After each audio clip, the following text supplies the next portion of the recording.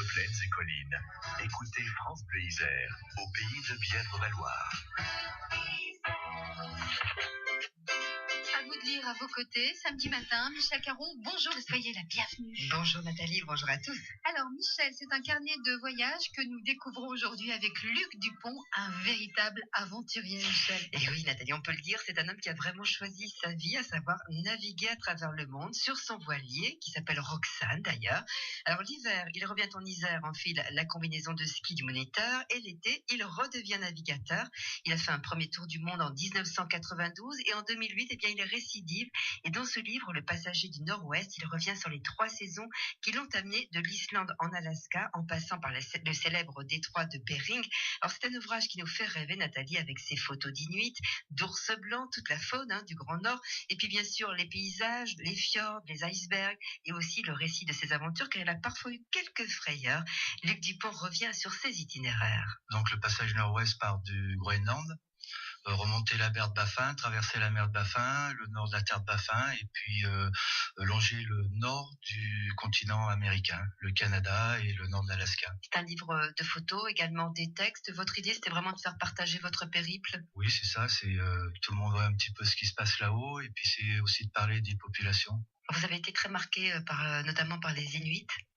Ils sont plus du tout avec les chiens de traîneau et les igloos. Il y a longtemps que c'est disparu, depuis les années 70.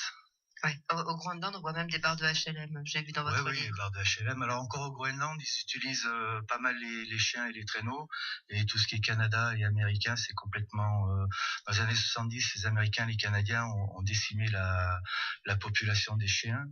Et on remplaçait ça par des scooters et des quads pour l'été. Alors, on voit aussi la rencontre avec la faune, notamment des ours bruns, des ours blancs.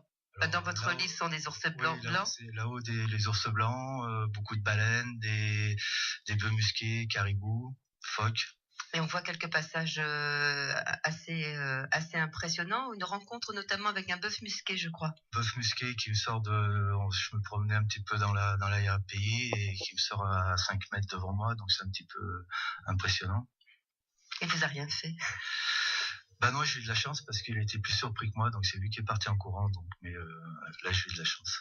Alors on note aussi parfois des moments de difficulté. À l'époque, vous étiez avec un ami et vous étiez en pleine tempête. Oui, je fais la première partie avec Gilda, un ami, et puis je me suis fait surprendre un peu par la météo et ça a un petit peu envoyé du lourd là.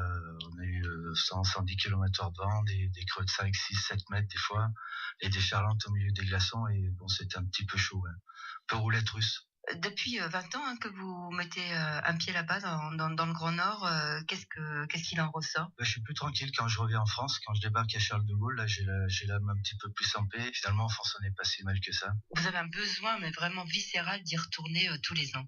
Ouais, j'y retourne. Enfin, là, ça fait quand même quelques années, donc je vais aller voir un petit peu dans l'hémisphère sud. Là, je vais me changer, prendre un petit peu de chaud vers l'équateur et puis repartir plutôt dans le sud, sur la Patagonie.